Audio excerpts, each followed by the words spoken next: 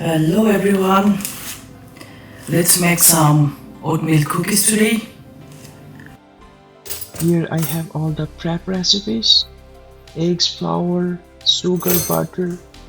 If you need the recipe, just comment, I will send you. So, butter, When you are going to make all the creaming method cookies or dry cake, just always use the paddle, because in the machine I don't have the paddle, so I'm using the whisk only.